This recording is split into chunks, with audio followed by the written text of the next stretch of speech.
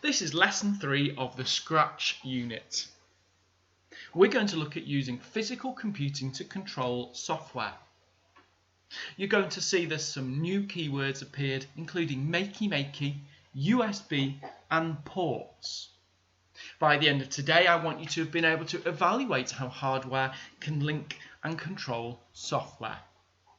Now remember, what is hardware and software? We've done this before. So for our starter, I want you to find this page in your workbook. So if you go to lesson 3, you'll see on slide 12, there's somewhere for you to add your answer. I want you to write what would happen on your whiteboard. What would happen with this code? Write that now, please. Now remember, nothing will happen in this one you should have written because the colour is different. If he's touching pink, when he's actually touching purple. There's also no forever loop. Number 2, what do you think would happen with this one?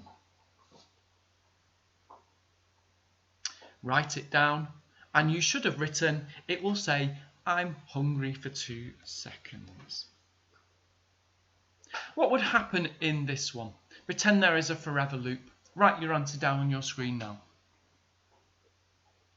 Well, on this one, if it touches the cat, if the apple touches the cat, the apple would hide. And finally this one, this is code within the cat. What do you think would happen? Pretend there's a forever loop and write your answer on your slide now. Well, if the cat touches the apple, it's going to say, that's nice for 2 seconds. Otherwise, he's going to be saying, I'm hungry. The final one is a hard one. What do you think this cat would say now? So the cat is touching white, so it's going to say, I am touching white for 2 seconds. Have a look at this code. Spend some time trying to figure out what you think this code would do. Pause the video and then try and answer. This code is quite a bit of a challenging code. It would turn our video on. It would set the transparency to 50%. We'd then change the background, and if there's motion on the stage, then it would keep changing the background. So you need to get your homework out. Now remember, we should have had a series of games controllers. Now your teacher should show you an example of a banana piano and how this works. Open your maze from last lesson. Try and find that on Scratch. Now your teacher's going to have to give you a demonstration using a makey board. On the makey board there is a keyboard, up, left, right and down. There's also a space bar and a left click. You need to take 4 crocodile clips.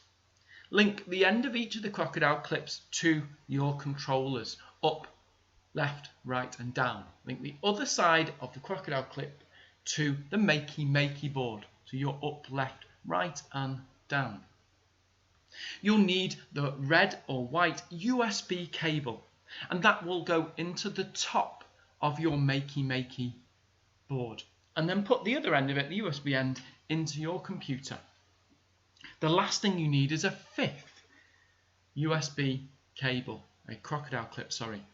You need to attach it to any of the links on the ground bar.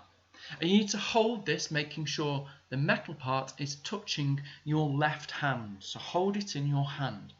And then with your right hand, try pressing on the parts on your game's controller. Can you get it to work? The final part of this lesson is in your workbook, is to complete the evaluation page. I want you to create an extended evaluation. Tell me two things that worked well in your game. Then explain how you could improve your game to make it more interactive. What could you do to make it more fun for the user? Then finally, explain what coding concepts you would have used to make your improvement. Would you have used selection? Would you have used a sequence? Would you have used a loop and iteration?